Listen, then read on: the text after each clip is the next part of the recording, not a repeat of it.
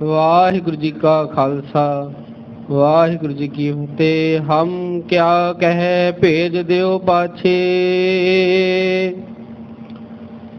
कर है कपट तुझ होए ना आछे। हम क्या कह भेज दियो पाछे, कर है कपट तुझ होए ना आछे। सतनाम श्री वाहिगुरु साहिब जीओ।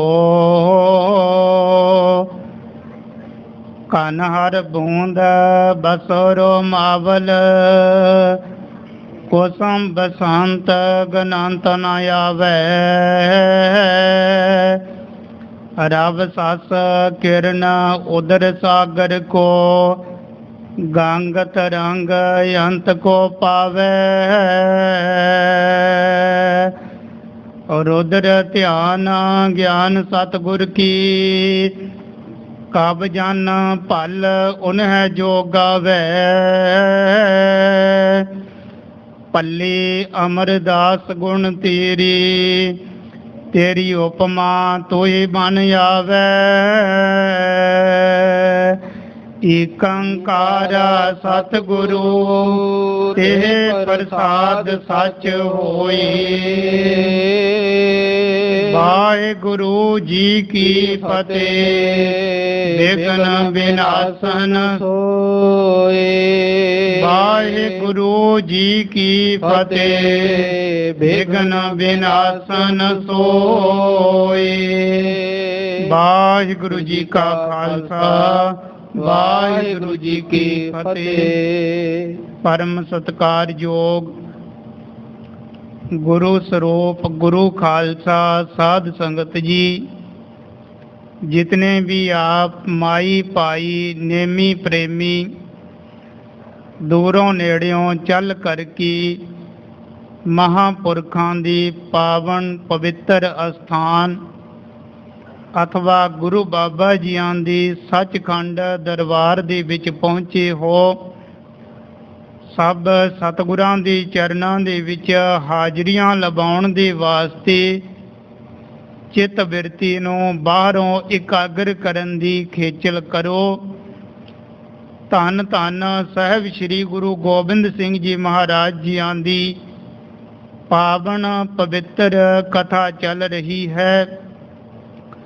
पिछले प्रकरण दे विच असीं इह विचार सरवण कीती कि धन धन साहिब श्री गुरु गोबिंद सिंह जी महाराज साबो की तलवंडी तो चलन दे वास्ते तैयारी करते हैं और अपने नाल दे योधे सूरमियां नूं सब नूं तैयार होण दे लई आग्या कर दिंदी है कि कल सवेरे ही अंम੍ਰਿਤ वेले इशनान पान करन तो बाद नितनेम आदि करन तो बाद इस साबो की तलवंडी तो अगे नूं दखण वल नूं चाले पाए जाणगे।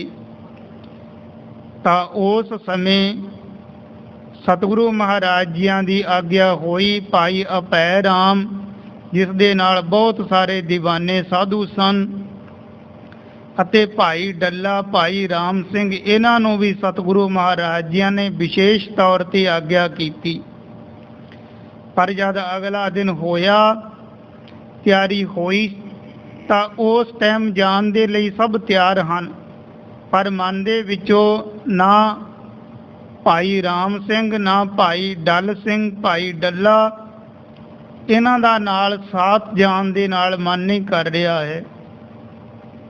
पर सतगुरु महाराज जियां दे तेज प्रताप तो डरदे होए ये सत वचन कही जाते हैं, नाल जाण दे वास्ते तैयार भी हो जाते हैं, पर मन दे विच घर परिवारां दा मोह है, प्यार है।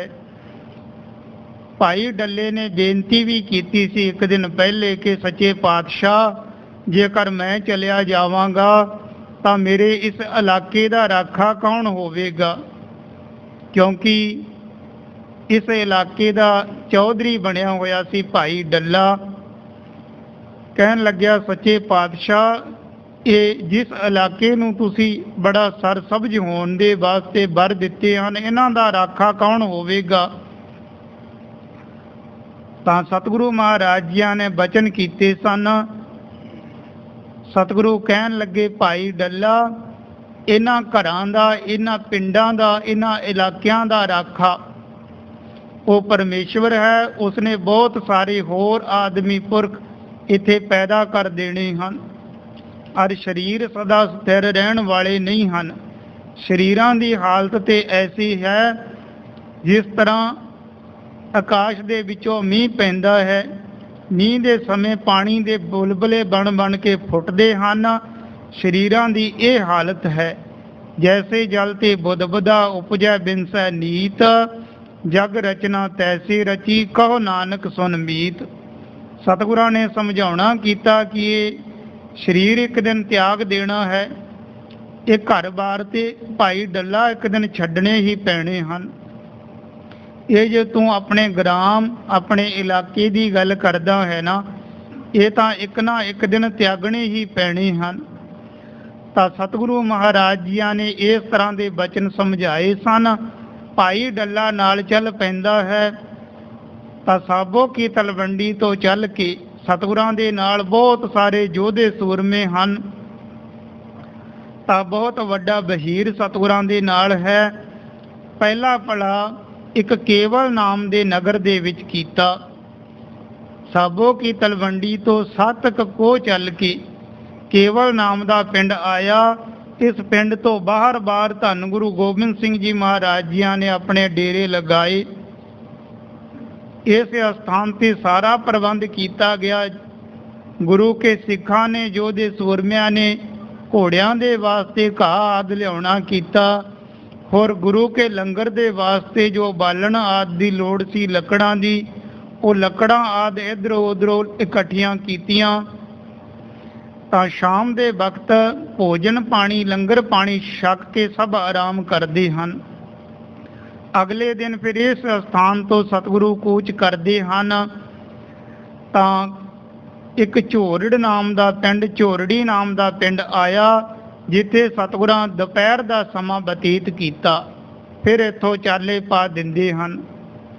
ਅੱਗੇ ਝੰਡੇ ਪਿੰਡ ਦੇ ਵਿੱਚ ਆ ਕੇ ਉਸ ਨਗਰ ਤੋਂ ਬਾਰ ਡੇਰਾ ਕੀਤਾ। ਉਸੇ ਤਰ੍ਹਾਂ ਇਸ ਸਥਾਨ ਤੇ ਸਾਰਾ ਪ੍ਰਬੰਧ ਹੋਇਆ।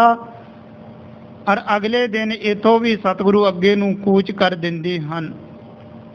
ਤਾਂ ਸਰਸਾ ਨਗਰ ਇਸ ਸਥਾਨ ਤੋਂ ਤਕਰੀਬਨ 12 ਕੋਹ ਦੀ ਵਿੱਥ ਤੇ ਸੀ। ਝੰਡੇ ਨਗਰ ਤੋਂ 12 ਕੋਹ ਦੀ ਵਿੱਥ ਤੇ ਸੀ। ਇੱਥੇ ਸਤਿਗੁਰੂ ਮਹਾਰਾਜ ਜੀ ਪਹੁੰਚੇ। ਸਤਿਗੁਰਾਂ ਦਾ ਉਸੇ ਤਰ੍ਹਾਂ ਇਸ ਸਥਾਨ ਤੇ ਡੇਰਾ ਲੱਗਿਆ। ਸਭ ਯੋਧੇ ਸੂਰਮਿਆਂ ਨੇ, ਸਭ ਸਿੱਖ ਸੰਗਤਾਂ ਨੇ ਉਸੇ ਤਰ੍ਹਾਂ ਲੰਗਰ ਪਾਣੀ ਆਦਿ ਦਾ ਪ੍ਰਬੰਧ ਕੀਤਾ। ਸਭ ਸਿੱਖ ਸੰਗਤਾਂ ਦੀ ਰਿਹਾਇਸ਼ ਦਾ ਪ੍ਰਬੰਧ ਹੋ ਗਿਆ। ਤਾਂ ਸਤਿਗੁਰੂ ਮਹਾਰਾਜ ਇਸ ਸਥਾਨ ਤੋਂ ਆਪਣੇ ਪਲੰਘੇ ਤੋਂ ਉੱਠੇ। ਜੋ ਪਲੰਘਾ ਭਾਈ ਪਰਮ ਸਿੰਘ ਅਤੇ ਭਾਈ ਧਰਮ ਸਿੰਘ, ਭਾਈ ਰੂਪੇ ਦੀ ਅੰਸ਼ ਬੰਸ ਦੇ ਵਿੱਚੋਂ ਸੀ। ਇਹ ਸਤਿਗੁਰੂ ਮਹਾਰਾਜ ਜੀ ਜਿਸ ਸਥਾਨ ਤੇ ਵੀ ਜਾਂਦੇ, ਉੱਥੇ ਹੀ ਨਵਾਂ ਪਲੰਘਾ ਤਿਆਰ ਕਰ ਦਿੰਦੇ ਸਨ। ਤਾਂ ਸਤਿਗੁਰੂ ਮਹਾਰਾਜ ਜੀਆਂ ਦੇ ਵਾਸਤੇ ਪਲੰਘਾ ਤਿਆਰ ਕੀਤਾ। ਸਤਿਗੁਰੂ ਕੁਝ ਕੁ ਟਾਈਮ ਬਿਰਾਜੀ ਅਤੇ ਉੱਠ ਜਾਂਦੇ ਹਨ। ਉੱਠ ਕੇ ਇੱਧਰ ਉੱਧਰ ਟਹਿਲੇ। ਨੇੜੇ ਹੀ ਇੱਕ ਇੱਟਾਂ ਦਾ ਪੰਜਾਵਾ ਸੀ। ਇਸ ਨੂੰ ਉੱਚਾ ਦੇਖ ਕੇ ਸਤਿਗੁਰੂ ਮਹਾਰਾਜ ਜੀ ਇਸ ਦੇ ਉੱਪਰ ਚੜ੍ਹੇ ਅਤੇ ਭਾਈ ਡੱਲੇ ਨੂੰ ਆਪਣੇ ਪਾਸ ਬੁਲਾਇਆ। ਕਹਿਣ ਲੱਗੇ, ਭਾਈ ਡੱਲਾ, ਤੂੰ ਸਾਡੇ ਬਚਨ ਸੁਣਨਾ ਕਰ। ਆਓ ਤੁਹਾਨੂੰ ਇਹ ਦੇਸ਼ ਪ੍ਰਦੇਸ਼ ਦਿਖਾ ਦਿੰਦੇ ਹਾਂ, ਔਰ ਜੋ ਤੁਹਾਨੂੰ ਰਾਜ ਭਾਗ ਬਖਸ਼ਣਾ ਹੈ ਨਾ, ਤੁਹਾਨੂੰ ਦਿਖਾ ਦਈਏ। ਭਾਵੇਂ ਸਤਿਗੁਰੂ ਬੜੀ ਖੁਸ਼ੀ ਦੇ ਵਿੱਚ ਹਨ, ਬੜੇ ਪ੍ਰਸੰਨ ਹਨ, ਪਰ ਭਾਈ ਡੱਲਾ ਨਾਲ ਜਾਣ ਦੇ ਵਾਸਤੇ ਤਿਆਰ ਨਹੀਂ ਸੀ। ਇਸ ਦਾ ਮੁੱਖ, ਇਸ ਦਾ ਚਿਹਰਾ ਮੁਰਝਾਇਆ ਹੋਇਆ ਹੈ। ਅੱਗੋਂ ਸਤਿਗੁਰਾਂ ਨੂੰ ਇਸ ਤਰ੍ਹਾਂ ਦੇ ਬਚਨ ਕਹਿੰਦਾ, ਸੱਚੇ ਪਾਤਸ਼ਾਹ, ਜਦ ਅੱਗੇ ਚੱਲਾਂਗੇ ਤਾਂ ਉਹ ਨਗਰ ਸ਼ਹਿਰ ਦੇਖ ਲਵਾਂਗੇ। ਤਾਂ ਸਤਿਗੁਰੂ ਸਮਝ ਗਏ ਕਿ ਇਸ ਦੇ ਮਨ ਦੀ ਉਦਾਸੀ ਅਜੇ ਤੱਕ ਦੂਰ ਨਹੀਂ ਹੋਈ ਹੈ। ਸਤਿਗੁਰੂ ਆ ਕੇ ਪਲੰਘੇ ਦੇ ਉੱਪਰ ਬਿਰਾਜਦੇ ਹਨ। ਪਾਸ ਸਤਿਗੁਰਾਂ ਦੇ ਬਹੁਤ ਸਾਰੇ ਯੋਧੇ ਸੂਰਮੇ ਸਿੱਖ ਸੰਗਤਾਂ ਚਰਨਾਂ ਦੇ ਵਿੱਚ ਸੁਭਾਏਮਾਨ ਹੁੰਦੇ ਹਨ। ਤਾਂ ਭਾਈ ਰਾਮ ਸਿੰਘ ਹੱਥ ਜੋੜ ਕੇ ਬੇਨਤੀ ਕਰਦਾ ਹੈ, ਸੱਚੇ ਪਾਤਸ਼ਾਹ ਆਪ ਜੀ ਕਿਰਪਾ ਕਰੋ ਤਾਂ ਮੈਂ ਆਪਣੇ ਭਾਈ ਫਤਿਹ ਸਿੰਘ ਨੂੰ ਘਰ ਵਾਪਸ ਭੇਜ ਦਿੰਦਾ ਹਾਂ, ਕਿਉਂਕਿ ਘਰ ਪਰਿਵਾਰ ਦੇ ਵਿੱਚ ਆਦਮੀ ਤੋਂ ਬਿਨਾਂ ਨਿਰਵਾਹ ਨਹੀਂ ਹੁੰਦਾ। ਅਸੀਂ ਦੋਨੇ ਭਰਾ ਚੱਲ ਕੇ ਆ ਗਏ ਹਾਂ, ਜੇਕਰ ਤੁਸੀਂ ਆਗਿਆ ਕਰੋ ਤਾਂ ਮੈਂ ਆਪਣੇ ਭਾਈ ਫਤਿਹ ਸਿੰਘ ਨੂੰ ਵਾਪਸ ਭੇਜ ਦਿੰਦਾ ਹਾਂ। ਇਤਿਹਾਸਕ ਪ੍ਰਸੰਗ ਪਿੱਛੇ ਆਇਆ। ਅੱਗੇ ਜਿਸ ਪ੍ਰਕਾਰ ਸ੍ਰੀ ਗੁਰਪ੍ਰਤਾਪ ਸੂਰਜ ਗ੍ਰੰਥ ਦੇ ਕਰਤਾ ਭਾਈ ਸਾਹਿਬ ਭਾਈ ਸੰਤੋਖ ਸਿੰਘ ਜੀ ਉਚਾਰਨ ਕਰਦੇ ਹਨ, ਆਲਸ ਤੋਂ ਰਹਿਤ ਹੋ ਕੇ ਪ੍ਰੇਮ ਦੇ ਨਾਲ ਸਰਵਣ ਕਰੋ, ਆਖੋ ਸਤਨਾਮ ਸ੍ਰੀ ਵਾਹਿਗੁਰੂ ਜੀ। ਹਮ ਕਿਆ ਕਹਿ ਭੇਜ ਦਿਓ ਪਾਛੇ। ਤਾਂ ਧੰਨ ਗੁਰੂ ਗੋਬਿੰਦ ਸਿੰਘ ਜੀ ਮਹਾਰਾਜ ਜੀਆਂ ਦੇ ਚਰਨਾਂ ਦੇ ਵਿੱਚ ਭਾਈ ਰਾਮ ਸਿੰਘ ਨੇ ਬੇਨਤੀ ਕੀਤੀ, ਸੱਚੇ ਪਾਤਸ਼ਾਹ ਮੈਂ ਆਪਣੇ ਭਰਾ ਫਤਿਹ ਸਿੰਘ ਨੂੰ ਘਰ ਵਾਪਸ ਭੇਜ ਦਿੰਦਾ ਹਾਂ ਤਾਂ ਕਿ ਘਰ ਪਰਿਵਾਰ ਦਾ ਨਿਰਵਾਹ ਹੋ ਸਕੇ। ਤਾਂ ਸਤਿਗੁਰੂ ਮਹਾਰਾਜ ਸਭ ਕੁਝ ਜਾਣੀ ਜਾਣ ਸਨ। ਭਾਈ ਰਾਮ ਸਿੰਘ ਦੇ ਮਨ ਦਾ ਖਿਆਲ ਸਤਿਗੁਰੂ ਸਮਝ ਗਏ ਕਿ ਰਾਮ ਸਿੰਘ ਹਿਰਦੇ ਦੇ ਵਿੱਚੋਂ ਕਪਟ ਛਲ ਕਰ ਰਿਹਾ ਹੈ ਸਾਡੇ ਨਾਲ। ਇਹ ਸੋਚਦਾ ਹੈ ਕਿ ਮੈਂ ਆਪਣੇ ਭਰਾ ਫਤਿਹ ਸਿੰਘ ਨੂੰ ਵਾਪਸ ਭੇਜ ਦੇਵਾਂ, ਬਾਕੀ ਸਮਾਂ ਮੌਕਾ ਲੱਗਿਆ ਤਾਂ ਮੈਂ ਵੀ ਇੱਥੋਂ ਪਤਰਾਵਾਚ ਜਾਵਾਂਗਾ। ਤਾਂ ਧੰਨ ਗੁਰੂ ਗੋਬਿੰਦ ਸਿੰਘ ਜੀ ਮਹਾਰਾਜ ਜੀਆਂ ਨੇ ਸਭ ਇਸ ਦੇ ਮਨ ਦਾ ਖਿਆਲ ਇਸ ਦੇ ਅੱਗੇ ਰੱਖ ਦਿੱਤਾ, ਦੱਸ ਦਿੱਤਾ। ਸਤਿਗੁਰੂ ਕਹਿਣ ਲੱਗੇ, ਰਾਮ ਸਿੰਘ ਤੂੰ ਇਹ ਚਾਹੁੰਦਾ ਹੈ ਕਿ ਮੈਂ ਆਪਣੇ ਭਰਾ ਨੂੰ ਵਾਪਸ ਭੇਜ ਦੇਵਾਂਗਾ, ਸਮਾਂ ਪਾ ਕੇ ਮੈਂ ਵੀ ਵਾਪਸ ਚਲਿਆ ਜਾਵਾਂਗਾ, ਪਰ ਦੇਖ ਜੇਕਰ ਤੇਰੇ ਮਨ ਦੇ ਵਿੱਚ ਇਸ ਤਰ੍ਹਾਂ ਦਾ ਕੋਈ ਛਲ ਫਰੇਬ ਹੈ ਨਾ ਤਾਂ ਇਹ ਚੰਗੀ ਗੱਲ ਨਹੀਂ ਹੈ।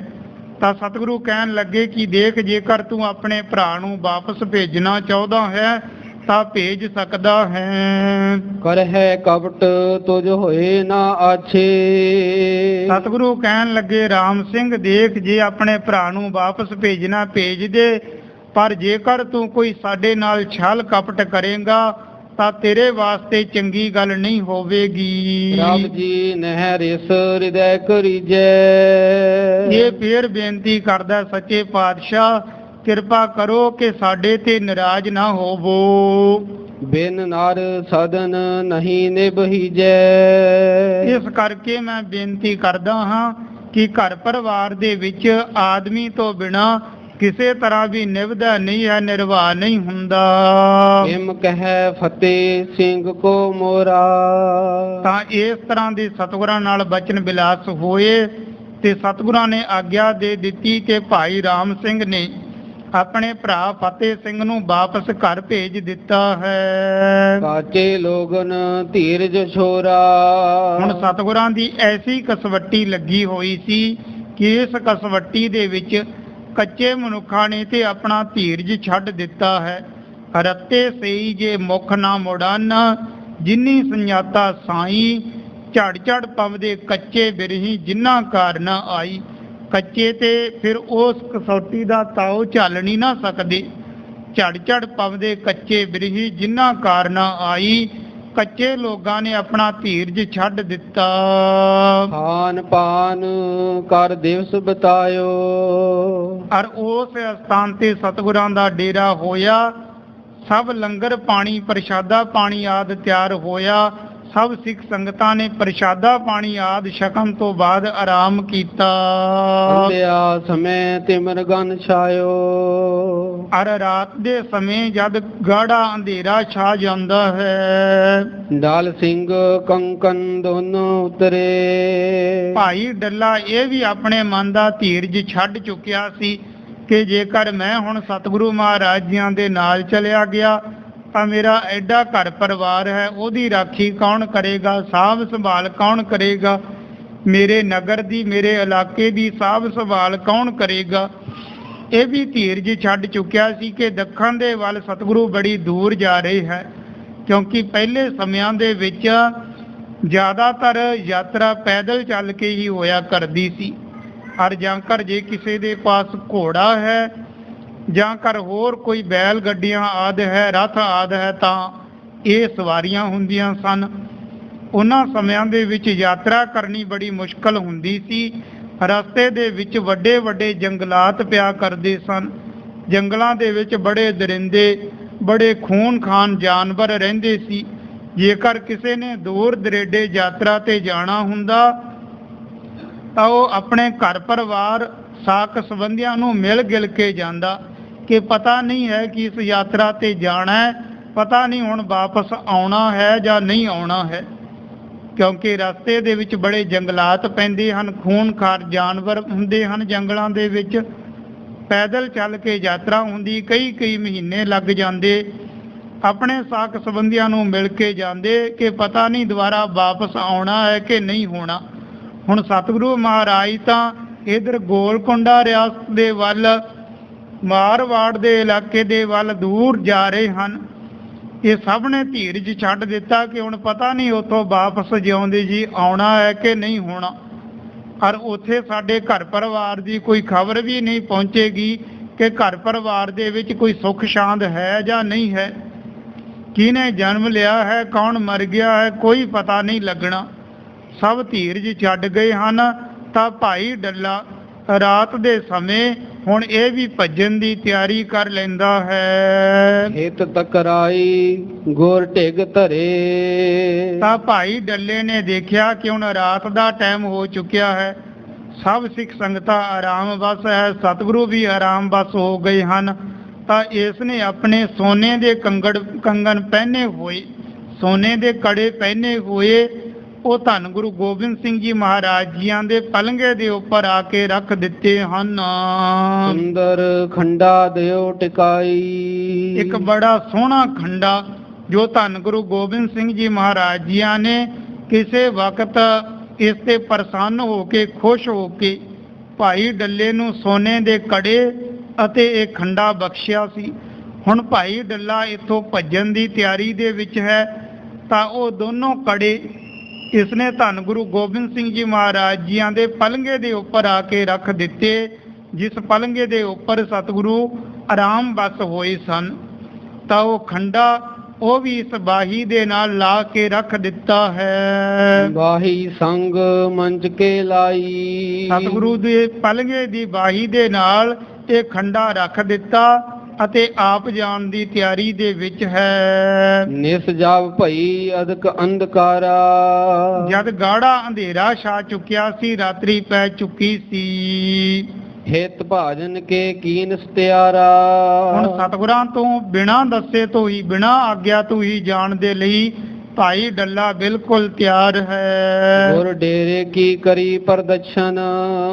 ਤਾਂ ਕੜੇ ਅਤੇ ਖੰਡਾ ਰੱਖ ਕੇ ਫਿਰ ਸਤਿਗੁਰੂ ਮਹਾਰਾਜ ਜੀਆਂ ਦੀਆਂ ਪਰਿਕਰਮਾ ਕਰਦਾ ਹੈ। ਦੋਏ ਬਾਰ ਫਿਰ ਨੀੜ ਬੇਜਛਨ। 2 ਵਾਰ ਸਤਿਗੁਰੂ ਮਹਾਰਾਜ ਜੀਆਂ ਦੀਆਂ ਇਸਨੇ ਪਰਿਕਰਮਾ ਕਰ ਲਈਆਂ ਹਨ।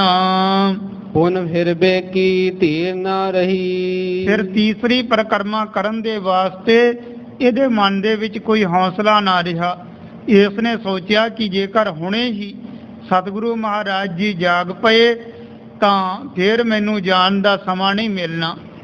ਤਾਂ ਇਹ ਸੋਚਦਾ ਹੈ ਕਿ ਹੁਣ ਛੇਤੀ ਤੋਂ ਛੇਤੀ ਇਸ ਸਥਾਨ ਤੋਂ ਤੁਰ ਜਾਈਏ। ਨਮੋ ਕਰੀ ਕਰ ਜੋਰੇ ਤਹੀ। 2 ਵਾਰ ਸਤਿਗੁਰੂ ਮਹਾਰਾਜ ਜੀਆਂ ਦੀਆਂ ਪਰਿਕਰਮਾ ਕਰਕੇ ਹੱਥ ਜੋੜ ਕੇ ਉਥੋਂ ਹੀ ਮੱਥਾ ਟੇਕ ਕੇ ਤੁਰ ਪੈਂਦਾ ਹੈ। ਦਰਬਾਰੀ ਦਰਬਾਰੀ ਦੋਨ। ਸਤਿਗੁਰੂ ਮਹਾਰਾਜ ਜੀਆਂ ਦੇ 2 ਦੀਵਾਨ, ਇੱਕ ਭਾਈ ਘਰਵਾਰੀ ਸਿੰਘ, ਇੱਕ ਦਰਬਾਰੀ ਸਿੰਘ, ਇਹ ਵੀ ਭਾਈ ਡੱਲੇ ਦੇ ਨਾਲ ਹੀ ਜਾਣ ਦੇ ਲਈ ਤਿਆਰ ਸਨ। ਛੱਡ ਕਰ ਭਾਜ ਹਟਿਓ ਥਲ ਤੋਨ।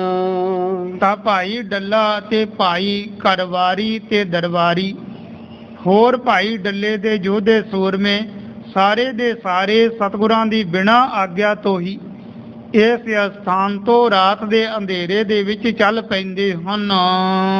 ਸੰਗ ਬਿਰਾੜ ਬਹੁਤ ਹਟ ਆਏ। ਬਹੁਤ ਸਾਰੇ ਬਿਰਾੜ ਯੋਧੇ ਸੂਰਮੇ ਜੋ ਭਾਈ ਡੱਲੇ ਦੇ ਨੌਕਰ ਸੀ, ਇਹ ਵੀ ਭਾਈ ਡੱਲੇ ਦੇ ਨਾਲ ਹੀ ਦੌੜ ਆਉਂਦੇ ਹਨ। ਸੋਢੀ ਕੋ ਭੀ ਸੰਗ ਲਿਆਏ। ਇੱਕ ਸੋਢੀ ਉਹ ਵੀ ਸਤਿਗੁਰਾਂ ਦੇ ਪਾਸ ਰਹਿੰਦਾ ਸੀ, ਉਹ ਵੀ ਇਹਨਾਂ ਦੇ ਨਾਲ ਚੱਲ ਕੇ ਆ ਜਾਂਦਾ ਹੈ। ਜਾਮ ਜਾਮਨੀ ਤੇ ਪ੍ਰਭ ਜਾਗੇ। ਤਾਂ ਆਪਣੇ ਨਿਤ ਦੇ ਨੇਮ ਦੇ ਅਨੁਸਾਰ ਧੰਨ ਗੁਰੂ ਗੋਬਿੰਦ ਸਿੰਘ ਜੀ ਮਹਾਰਾਜ ਅੰਮ੍ਰਿਤ ਵੇਲੇ ਸਾਵਧਾਨ ਹੁੰਦੇ ਹਨ। ਸੋਚ ਇਸ਼ਨਾਨ ਕਰਨ ਕੋ ਲਾਗੇ। ਨਿਤ ਦੇ ਨੇਮ ਦੇ ਅਨੁਸਾਰ ਸਤਿਗੁਰੂ ਮਹਾਰਾਜ ਜੀਆਂ ਨੇ ਇਸ਼ਨਾਨ ਪਾਣ ਆਦਿ ਕਰ ਲਿਆ ਹੈ। ਚਾਰ ਘੜੀ ਕੇ ਅੰਮ੍ਰਿਤ ਵੇਲੇ। ਅੰਮ੍ਰਿਤ ਵੇਲੇ ਦਾ ਸਮਾਂ ਹੈ, 4 ਘੜੀਆਂ ਬਾਕੀ ਰਾਤ ਰਹਿੰਦੀ ਹੈ। ਵਸਤਰ ਸ਼ਾਸਤਰ ਪਹਿਰੇ ਸਭ ਲੈ ਲੈ। ਤਾਂ ਸਤਿਗੁਰਾਂ ਨੇ ਇਸ਼ਨਾਨ ਪਾਣ ਕਰਨ ਤੋਂ ਬਾਅਦ ਆਪਣੇ ਸਰੀਰ ਦੇ ਉੱਪਰ ਉਹੀ ਯੋਧੇ ਸੂਰਮਿਆਂ ਵਾਲੇ ਵਸਤਰ ਅਤੇ ਸ਼ਸਤਰ ਪਹਿਨ ਲਏ ਹਨ। ਹੋਰ ਵੀ ਜਿੰਨੇ ਯੋਧੇ ਸੂਰਮੇ ਹਨ ਸਭ ਦੇ ਸਭ ਤਿਆਰ ਬਰ ਤਿਆਰ ਹੋ ਜਾਂਦੇ ਹਨ। ਦਲ ਮਹਿ ਰਹਿ ਬੇਨਵਾ ਇੱਕ ਬੇਨਵਾ ਫਕੀਰ ਉਹ ਸਤਿਗੁਰੂ ਮਹਾਰਾਜ ਜੀਆਂ ਦੇ ਦਲ ਦੇ ਵਿੱਚ ਸੈਨਾ ਦੇ ਵਿੱਚ ਰਿਹਾ ਕਰਦਾ ਸੀ। ਹਿਤ ਦਰਸ਼ਨ ਕੇ ਜਲਦ ਵਿਵੇਕ। ਇਸ ਦੇ ਮਨ ਦੇ ਵਿੱਚ ਸਤਿਗੁਰਾਂ ਦੇ ਦਰਸ਼ਨਾਂ ਦੀ ਇੱਛਾ ਪੈਦਾ ਹੋਈ।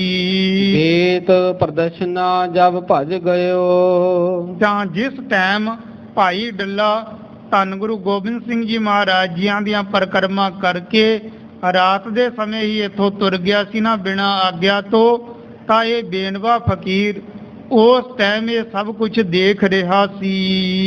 ਨੀਕੀ ਰੀਤ ਨਿਹਾਰਤ ਭਇਓ। ਇਸ ਬੇਨਵੇ ਫਕੀਰ ਨੇ ਚੰਗੀ ਤਰ੍ਹਾਂ ਧਿਆਨ ਦੇ ਨਾਲ ਦੇਖ ਲਿਆ ਸੀ ਕਿ ਭਾਈ ਡੱਲਾ ਸਤਿਗੁਰਾਂ ਦੀਆਂ ਪਰਿਕਰਮਾ ਕਰਕੇ ਦੌੜ ਗਿਆ ਹੈ। ਤਿੰਨ ਗੁਰ ਸਨ ਮੁਖ ਗਿਰਾ ਉਚਾਰੀ। ਸਤਿਗੁਰੂ ਤਿਆਰ ਹੋਏ ਇਸ਼ਨਾਨ ਪਾਣ ਕਰਨ ਤੋਂ ਬਾਅਦ ਸ਼ਸਤਰ ਵਸਤਰ ਪਹਿਨਣ ਤੋਂ ਬਾਅਦ ਸਤਿਗੁਰਾਂ ਇਹ ਬਚਨ ਕੀਤਾ ਕਿ ਭਾਈ ਡੱਲਾ ਉਹ ਕਿਸੇ ਸਥਾਨ ਤੇ ਆ, ਉਸ ਨੂੰ ਸਾਡੇ ਪਾਸ ਲੈ ਕੇ ਆਵੋ। ਸਤਿਗੁਰਾਂ ਦਾ ਕਿੰਨਾ ਪਿਆਰ ਸੀ ਭਾਈ ਡੱਲੇ ਦੇ ਨਾਲ। ਸੁਬਾਹ ਹੀ ਅੰਮ੍ਰਿਤ ਵੇਲੇ ਹੀ ਇਸ਼ਨਾਨ ਪਾਣ ਕਰਕੇ ਤਿਆਰ ਹੋਏ ਤੇ ਭਾਈ ਡੱਲੇ ਨੂੰ ਬੁਲਾਇਆ ਕਿ ਸਾਡੇ ਪਾਸ ਆ ਕੇ ਬੈਠੇ, ਉਸ ਦੇ ਨਾਲ ਕੋਈ ਬਚਨ ਵਿਲਾਸ ਕਰਨੇ ਹਨ। ਪਰ ਭਾਈ ਡੱਲਾ ਇਸ ਦੇ ਮਨ ਦੇ ਵਿੱਚ ਘਰ ਪਰਿਵਾਰ ਦਾ ਮੋਹ ਮਮਤਾ ਇੰਨਾ ਜਾਗਿਆ ਕਿ ਇਹ ਸਤਿਗੁਰਾਂ ਤੋਂ ਬਿਨਾਂ ਆਗਿਆ ਤੋਂ ਹੀ ਦੌੜ ਕੇ ਆ ਗਿਆ ਸੀ। ਜਦ ਸਤਿਗੁਰਾਂ ਇਹ ਬਚਨ ਕੀਤਾ ਕਿ ਭਾਈ ਡੱਲਾ ਕਿੱਥੇ ਆ, ਉਹਨੂੰ ਸਾਡੇ ਪਾਸ ਬੁਲਾਓ, ਤਾਂ ਉਸ ਟਾਈਮ ਇਹ ਬੇਨਵਾ ਫਕੀਰ ਕਹਿਣ ਲੱਗਿਆ ਕਿ ਦੇਖੋ ਇਸਨੇ ਸਭ ਕੁਝ ਦੇਖਿਆ ਸੀ। ਇਹ ਕਹਿਣ ਲੱਗਿਆ ਸੱਚੇ ਪਾਤਸ਼ਾਹ ਜਿਸ ਡੱਲੇ ਦੀ ਤੁਸੀਂ ਗੱਲ ਕਰ ਰਹੇ ਹੋ ਉਹ ਹੁਣ ਤੁਹਾਡੇ ਚਰਨਾਂ ਵਿੱਚ ਨਹੀਂ ਰਿਹਾ ਹੈ। ਕਿਤ ਦਰਬਾਰੀ ਕਿਤ ਘਰ ਬਾਰੀ। ਇਹ ਬੇਨਵਾ ਫਕੀਰ ਆਪਣੇ ਹੀ ਮੌਜ ਦੇ ਵਿੱਚ ਕਹਿਣ ਲੱਗਿਆ ਸੱਚੇ ਪਾਤਸ਼ਾਹ ਕਿਹੜਾ ਦਰਬਾਰੀ ਕਿਹੜਾ ਘਰ ਬਾਰੀ ਅਤੇ ਕਿਹੜਾ ਭਾਈ ਡੱਲਾ ਮੱਲਾ, ਇਹ ਸਭ ਦੇ ਸਭ ਦੌੜ ਗਏ ਹਨ। ਡੱਲਾ ਕਹਾਂ ਨੇ ਮੱਲਾ ਮੱਲਾ। ਉਹ ਕਹਿਣ ਲੱਗਿਆ ਸੱਚੇ ਪਾਤਸ਼ਾਹ ਹੁਣ ਡੱਲਾ ਇੱਥੇ ਕਿੱਥੇ ਹੈ। ਇੱਕ ਸਿੱਧੇ ਲਫ਼ਜ਼ਾਂ ਦੇ ਵਿੱਚ ਵੀ ਤੇ ਤਵਾਰੀਖ ਗੁਰੂ ਖਾਲਸਾ ਦੇ ਵਿੱਚ ਵੀ ਇਹ ਲਫ਼ਜ਼ ਲਿਖੇ ਹਨ ਕਿ ਇਹ ਬੇਨਵੇ ਫਕੀਰ ਨੇ ਆਪਣੀ ਹੀ ਟੂਣ ਦੇ ਵਿੱਚ ਜਵਾਬ ਦਿੱਤਾ। ਸਤਿਗੁਰੂ ਮਹਾਰਾਜ ਜੀਆਂ ਨੂੰ ਇਸ ਤਰ੍ਹਾਂ ਦੇ ਵਚਨ ਕਹੇ ਕਿ ਇਹ ਕਹਿਣ ਲੱਗਿਆ ਕਿ ਕਿੱਥੇ ਡੱਲਾ, ਨਾ ਡੱਲਾ ਨਾ ਮੱਲਾ, ਗੁਰੂ ਰਹਿ ਗਿਆ ਕੱਲਾ। ਇਸ ਤਰ੍ਹਾਂ ਦੇ ਇਸਨੇ ਬਚਨ ਕੀਤੇ, ਨਾ ਡੱਲਾ ਨਾ ਮੱਲਾ, ਗੁਰੂ ਰਹਿ ਗਿਆ ਕੱਲਾ। ਤਾਂ ਸਤਿਗੁਰੂ ਮਹਾਰਾਜ ਜੀ ਸਭ ਕੁਝ ਜਾਣੀ ਜਾਣ ਸਨ। ਭਾਵੇਂ ਆਰਾਮ ਬਸ ਹੋਏ ਸੀ ਪਰ ਸਤਿਗੁਰ ਜਾਗਤਾ ਹੈ ਦਿਓ, ਸਤਿਗੁਰੂ ਸਦਾ ਜਾਗਦੇ ਹਨ। ਸਭ ਕੁਝ ਜਾਣੀ ਜਾਣ ਸਨ। ਤਾਂ ਇਹ ਬੇਨਵੇ ਫਕੀਰ ਨੇ ਜਦ ਇਸ ਤਰ੍ਹਾਂ ਦੇ ਬਚਨ ਕਹੇ ਤਾਂ ਸਤਿਗੁਰਾਂ ਇਸੇ ਟੂਨ ਦੇ ਵਿੱਚ ਇਸ ਨੂੰ ਜਵਾਬ ਦਿੱਤਾ। ਸਤਿਗੁਰੂ ਕਹਿਣ ਲੱਗੇ ਨਾ ਡੱਲਾ ਨਾ ਮੱਲਾ, ਗੁਰੂ ਕਦੇ ਨਾ ਕੱਲਾ, ਗੁਰੂ ਦੇ ਨਾਲ ਅੱਲਾ। ਤਾਂ ਸਤਿਗੁਰੂ ਮਹਾਰਾਜ ਜੀਆਂ ਨੇ ਇਸ ਤਰ੍ਹਾਂ ਕਿਹਾ ਕਿ ਗੁਰੂ ਦੇ ਨਾਲ ਅੱਲਾ ਹੈ, ਭਾਵ ਉਹ ਵਾਹਿਗੁਰੂ ਪਰਮੇਸ਼ਵਰ ਹੈ, ਗੁਰੂ ਕਦੇ ਵੀ ਕੱਲਾ ਨਹੀਂ ਹੈ। ਰਹਿਓ ਸੰਗ ਅੱਲਾ ਹੀ ਅੱਲਾ। ਉਹ ਬੇਨਵਾ ਕਹਿਣ ਲੱਗਿਆ ਸੱਚੇ ਪਾਤਸ਼ਾਹ ਉਹ ਡੱਲਾ ਤਾਂ ਰਾਤ ਦੇ ਟਾਈਮ ਦੌੜ ਗਿਆ ਹੈ, ਇਸ ਦੇ ਨਾਲ ਦੇ ਜੋ ਯੋਧੇ ਸੂਰਮੇ ਉਹ ਵੀ ਭੱਜ ਗਏ ਹਨ। ਹੁਣ ਤਾਂ ਆਪ ਜੀਆਂ ਦੇ ਨਾਲ ਕੇਵਲ ਤੇ ਕੇਵਲ ਅੱਲਾ ਹੀ ਅੱਲਾ ਬਾਕੀ ਹੈ। ਕਹਿ ਸਿੱਖ ਕਪਟੀ ਵੇਖ ਘੁਟਾਲੀ। ਤਾਂ ਇਹ ਬੇਨਵਾ ਕਹਿਣ ਲੱਗਿਆ ਸੱਚੇ ਪਾਤਸ਼ਾਹ ਇਹ ਸਿੱਖ ਬਣੇ ਹੋਏ ਹਨ, ਆਪਣੇ ਆਪ ਨੂੰ ਸਿੱਖ ਕਹਿੰਦੇ ਹਨ, ਪਰ ਮਨ ਦੇ ਵਿੱਚ ਐਸਾ ਇਹਨਾਂ ਦੇ ਛਲ ਕਪਟ ਭਰਿਆ ਹੋਇਆ ਹੈ ਕਿ ਗੁਰੂ ਦੇ ਨਾਲ ਵੀ ਧੋਖਾ ਕਰਨ ਤੋਂ ਜੱਕਦੇ ਨਹੀਂ ਹਨ। ਅੰਤ ਸਮੈ ਨਿਭੈ ਨਹਿ ਨਾਲੀ। ਇਸ ਤਰ੍ਹਾਂ ਦੇ ਕਪਟ ਕਰਨ ਵਾਲੇ ਉਹ ਕਦੇ ਵੀ ਅੰਤ ਸਮੇਂ ਤੱਕ ਗੁਰੂ ਦੇ ਸਾਥ ਨਿਭਦੇ ਨਹੀਂ ਹਨ। ਤਿਉ ਹੀ ਡੱਲਾ ਕੂੜ ਕਚੱਲਾ। ਇਸੇ ਤਰ੍ਹਾਂ ਕਹਿਣ ਲੱਗਿਆ ਕਿ ਇਹ ਭਾਈ ਡੱਲਾ ਇਹ ਵੀ ਕੋੜੀ ਚਾਲ ਖੋਟੀ ਚਾਲ ਚੱਲ ਗਿਆ ਹੈ। ਰਹਿਓ ਏਕ ਅੱਲਾ ਹੀ ਅੱਲਾ। ਉਹ ਕਹਿਣ ਲੱਗਿਆ ਕਿ ਹੁਣ ਤੇ ਕੇਵਲ ਅੱਲਾ ਹੀ ਅੱਲਾ ਆਪ ਦੇ ਨਾਲ ਰਹਿ ਗਿਆ ਹੈ। ਅਰ ਰਹਿਓ ਏਕ ਅੱਲਾ ਹੀ ਅੱਲਾ। ਅਰ ਸਾਧ ਸੰਗਤ ਜੇਕਰ ਵਿਚਾਰ ਕਰਕੇ ਦੇਖਿਆ ਜਾਵੇ ਤੇ ਇਨਸਾਨ ਦੇ ਨਾਲ ਕੇਵਲ ਤੇ ਕੇਵਲ ਅੱਲਾ ਹੀ ਗੁਰੂ ਪਰਮੇਸ਼ਵਰ ਹੀ ਹੈ ਜੋ ਸਾਥ ਨਿਭਾਉਂਦਾ ਹੈ। ਬਾਕੀ ਕਿਸੇ ਨੇ ਸਾਥ ਨਹੀਂ ਨਿਭਾਉਣਾ। ਸਤਿਗੁਰਾਂ ਦੇ ਬਚਨ ਹਨ, ਹਰ ਬਿਨ ਕੌਣ ਸਹਾਈ ਮਨ ਕਾ। ਹਰੀ ਪਰਮੇਸ਼ਵਰ ਤੋਂ ਬਿਨਾਂ ਇਸ ਜੀਵ ਦਾ ਕੋਈ ਸਹਾਈ ਨਹੀਂ ਹੈ। ਔਰ ਦੁਨੀਆ ਦੇ ਵਿੱਚ ਸਾਕ ਸੰਬੰਧੀ ਦੋਸਤ ਮਿੱਤਰ ਇਹ ਜ਼ਰੂਰ ਇਸ ਦੀ ਮਦਦ ਕਰਦੇ ਹਨ ਸਰੀਰ ਢਿੱਲਾ ਮੱਠਾ ਹੋ ਜਾਵੇ, ਪਰ ਸਰੀਰ ਤਿਆਗਣ ਤੋਂ ਬਾਅਦ ਅੱਗੇ ਕਿਸੇ ਦੀ ਪਹੁੰਚ ਨਹੀਂ ਹੈ ਕਿ ਕੋਈ ਕਿਸੇ ਦੀ ਮਦਦ ਕਰ ਸਕੇ, ਕੋਈ ਕਿਸੇ ਦੇ ਨਾਲ ਨਿਭ ਸਕੇ। ਉਥੇ ਤੇ ਕੇਵਲ ਗੁਰੂ ਪਰਮੇਸ਼ਵਰ ਨੇ ਹੀ ਸਾਥ ਦੇਣਾ ਹੈ। ਹਰ ਬਿਨ ਕੌਣ ਸਹਾਈ ਮਨ ਕਾ, ਮਾਤ ਪਿਤਾ ਭਾਈ ਸੁਤ ਬੰਤਾ, ਹਿਤ ਲਾਗੋ ਸਭ ਫਨ ਕਾ। ਆਗੇ ਕੋ ਕਿਛ ਤੁਲਹਾ ਬੰਦ ਹੋ, ਕਿਆ ਪਰਵਾਸਾ ਧਨ ਕਾ। ਸਤਿਗੁਰੂ ਕਹਿਣ ਲੱਗੇ ਕਿ ਅੱਗੇ ਦੇ ਵਾਸਤੇ ਕੋਈ ਤਿਆਰੀ ਕਰੋ, ਇਹ ਸਰੀਰ ਤਿਆਗ ਕੇ ਜਾਣਾ ਹੈ ਤੇ ਕੇਵਲ ਗੁਰੂ ਪਰਮੇਸ਼ਵਰ ਤੋਂ ਬਿਨਾਂ ਕਿਸੇ ਨੇ ਸਾਥ ਨਹੀਂ ਦੇਣਾ। ਨਾਲ ਜਾਵੇਗਾ ਤੇ ਕੇਵਲ ਗੁਰੂ ਪਰਮੇਸ਼ਵਰ ਹੀ। ਦੁਨੀਆ ਦਾ ਇਨਸਾਨ ਨਾ ਕੋਈ ਨਾਲ ਗਿਆ ਹੈ ਨਾ ਜਾ ਸਕਦਾ ਹੈ। ਰਹਿਓ ਸਾਥ ਅੱਲਾ ਹੀ ਅੱਲਾ। ਕੇਵਲ ਤੇ ਕੇਵਲ ਪਰਮੇਸ਼ਵਰ ਨੇ ਹੀ ਸਾਥ ਦੇਣਾ ਹੈ। ਹਰ ਬਿਨ ਕੌਣ ਸਹਾਈ ਮਨ ਕਾ, ਮਾਤ ਪਿਤਾ ਭਾਈ ਸੁਤ ਬੰਤਾ, ਹਿਤ ਲਾਗੋ ਸਭ ਫਨ ਕਾ। आगे को किछ तुलहा बंद हो, क्या परवासा धन का। कहाँ विसासा इस भांडे का, इतनक लागै ठन का। इस शरीर रूपी भांडे का की वसा है, थोड़ी जी ठेस लगी इसने भज जाना है, टुट जाना है। कहाँ विसासा इस भांडे का, इतनक लागै ठन का। ਤਾਂ ਇਸ ਤਰ੍ਹਾਂ ਦੇ ਬਚਨ ਸਤਿਗੁਰੂ ਮਹਾਰਾਜ ਜੀਆਂ ਦੇ ਨਾਲ ਬੇਨਵੇ ਨੇ ਕੀਤੇ। ਰਹਿਓ ਸਾਥ ਅੱਲਾ ਹੀ ਅੱਲਾ। ਸਤਿਗੁਰੂ ਮਹਾਰਾਜ ਜੀਆਂ ਦੇ ਨਾਲ ਬੇਨਵੇ ਦੇ ਬਚਨ ਹੋ ਰਹੇ ਹਨ। ਨਿਭੈ ਕੂੜ ਨਾ ਸੱਚ ਅਗਾਰੀ। ਇਹ ਵੀ ਬੇਨਵਾ ਫੇਰ ਕਹਿਣ ਲੱਗਿਆ, ਸੱਚੇ ਪਾਤਸ਼ਾਹ ਸਾਡੇ ਮਨ ਦੇ ਵਿੱਚ ਤੇ ਇਹ ਨਿਸ਼ਚਾ ਹੈ ਕਿ ਸੱਚ ਦੇ ਅੱਗੇ ਝੂਠ ਕਦੇ ਵੀ ਨਿਭ ਨਹੀਂ ਸਕੇਗਾ। ਵਸੇ ਮੋਹ ਸੁਤ ਬੰਧ ਪਨਾਰੀ। ਔਰ ਜਿਹੜੇ ਲੋਕ ਆਪਣੇ ਘਰ ਪਰਿਵਾਰ ਇਸਤਰੀ ਪੁੱਤਰ ਧੀਆਂ ਦੇ ਮੋਹਾਂ ਦੇ ਵਿੱਚ ਬੰਧੇ ਹੋਏ ਹਨ। ਭਾਗਿਓ ਡੱਲਾ ਤਾਉ ਨਾ ਝੱਲਾ। ਔਰ ਇਸੇ ਤਰ੍ਹਾਂ ਭਾਈ ਡੱਲਾ ਉਹ ਵੀ ਆਪਣੇ ਘਰ ਪਰਿਵਾਰ ਦੇ ਮੋਹ ਦੇ ਵਿੱਚ ਬੰਧਿਆ ਹੋਇਆ ਆਪ ਜੀਆਂ ਤੋਂ ਦੌੜ ਗਿਆ ਹੈ, ਚਲਿਆ ਗਿਆ ਹੈ।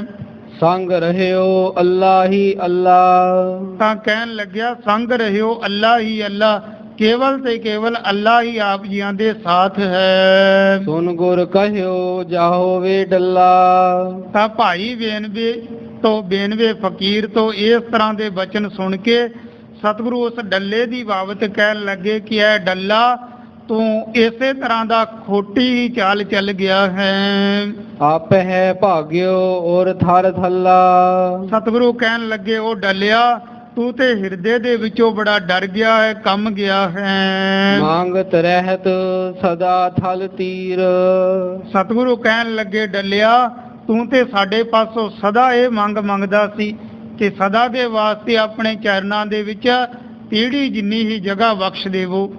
ਤੂੰ ਤੇ ਸਾਡੇ ਚਰਨਾਂ ਦੇ ਵਿੱਚ ਇਹ ਜਗ੍ਹਾ ਮੰਗਦਾ ਸੀ, ਪਰ ਹੁਣ ਤੇਰੇ ਤੇ ਕਿਹੜੀ ਭੀੜ ਪਈ ਸੀ ਔਰ ਕਿਹੜੀ ਮੁਸ਼ਕਲ ਤੈਨੂੰ ਆਣ ਬਣੀ ਕਿ ਰਾਤ ਦੇ ਸਮੇਂ ਬਿਨਾਂ ਆਗਿਆ ਤੋਂ ਦੌੜ ਗਿਆ ਹੈ। ਕਹਾਂ ਪਰੀ ਤੇਰੇ ਭਰ ਭੀਨ। ਸਤਿਗੁਰੂ ਕਹਿਣ ਲੱਗੇ, ਡੱਲਿਆ ਤੇਰੇ ਉੱਪਰ ਕਿਹੜੀ ਭੀੜ ਪਈ ਹੈ ਜੀ, ਕਿਹੜਾ ਇਹੋ ਜਿਹਾ ਦੁੱਖ ਤੈਨੂੰ ਪਿਆ, ਕਿਹੜੀ ਬਿਪਤਾ ਪਈ ਕਿ ਸਾਡੀ ਬਿਨਾਂ ਆਗਿਆ ਤੋਂ ਹੀ ਰਾਤ ਦੇ ਸਮੇਂ ਹੀ ਦੌੜ ਗਿਆ ਹੈ। ਇੱਕ ਦਿਸ਼ ਦੇਖਤ ਪ੍ਰਭੂ ਚਾਰਾ। ਤਾਂ ਸਤਿਗੁਰਾਂ ਨੇ ਇਸ ਤਰ੍ਹਾਂ ਦੇ ਬਚਨ ਕੀਤੇ। ਹੋਰ ਬਹੁਤ ਸਾਰੀਆਂ ਸਿੱਖ ਸੰਗਤਾਂ ਯੋਧੇ ਸੂਰਮੇ ਆ ਕੇ ਸਤਿਗੁਰਾਂ ਦੇ ਚਰਨਾਂ ਦੇ ਵਿੱਚ ਹਾਜ਼ਰ ਹੋ ਗਏ ਸਨ, ਅੰਮ੍ਰਿਤ ਵੇਲੇ ਹੀ ਪਹੁੰਚ ਗਏ ਸਨ ਤੇ ਇੱਕ ਪਾਸੇ ਨਿਗਾਹ ਮਾਰ ਕੇ ਨਜ਼ਰ ਮਾਰ ਕੇ ਸਤਿਗੁਰੂ ਮਹਾਰਾਜ ਬਚਨ ਕਰਦੇ ਹਨ। ਕਿਤੇ ਕੌਣ ਸੇ ਕੀ ਅਸਤਿਆਰਾ। ਸਤਿਗੁਰੂ ਕਹਿਣ ਲੱਗੇ ਵੀ ਇਧਰਲੀ ਸਾਈਡ ਇਧਰਲੇ ਪਾਸੇ ਕਿਹਨਾਂ ਨੇ ਹੁਣ ਤਿਆਰੀ ਕੀਤੀ ਹੋਈ ਹੈ। ਸਿੰਘ ਮਝੈਲ ਅਫੀਮੀ ਵੇ ਏਕ। ਇੱਕ ਮਝੈਲ ਸਿੰਘ ਉਹ ਸਤਿਗੁਰਾਂ ਦੇ ਪਾਸ ਬੇਨਤੀ ਕਰਦਾ ਹੈ। ਸੁਨ ਬੋਲਿਓ ਸੰਗ ਜਲਦ ਵਿਵੇਕ। ਉਹ ਸਤਿਗੁਰਾਂ ਦੇ ਬਚਨ ਸੁਣਦੇ ਸਾਰ ਬੋਲ ਪੈਂਦਾ ਹੈ। ਸਭ ਮਲਵਈ ਭਾਜ ਕੇ ਗਏ।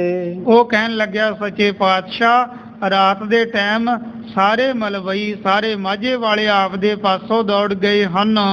ਮਾਝੇ ਕੇ ਮਾੜੇ ਥਿਰ ਥੇ। ਫਿਰ ਸਤਿਗੁਰਾਂ ਦੇ ਪਾਸ ਬੇਨਤੀ ਕੀਤੀ ਸੱਚੇ ਪਾਤਸ਼ਾਹ ਮਾਲਵੇ ਦੇ ਤੇ ਸਾਰੇ ਰਾਤ ਦੇ ਟਾਈਮ ਭੱਜ ਗਏ ਹਨ, ਪਰ ਮਾਝੇ ਦੇ ਮਾੜੇ ਸਿੱਖ ਮੇਰੇ ਵਰਗੇ ਮਾੜੇ ਬੰਦੇ ਉਹ ਆਪ ਜੀਆਂ ਦੇ ਨਾਲ ਖੜੇ ਰਹਿ ਗਏ ਹਨ। ਕਹਿਓ ਗੁਰੂ ਮਝੈਲ ਨਹਿ ਮਾੜੇ। ਸਤਿਗੁਰੂ ਪ੍ਰਸੰਨ ਹੋ ਕੇ ਕਹਿਣ ਲੱਗੇ ਐ ਭਾਈ ਮਝੈਲ ਸਿੰਘ, ਸਤਿਗੁਰੂ ਕਹਿਣ ਲੱਗੇ ਕਿ ਦੇਖ ਮਾਝੇ ਦੇ ਸਿੱਖ ਮਾਝੇ ਦੇ ਤੁਸੀਂ ਮਾੜੇ ਨਹੀਂ ਹੋ। ਦੇਸ਼ ਮਾਲਵੇ ਕੇ ਹੋਏ ਲਾੜੇ।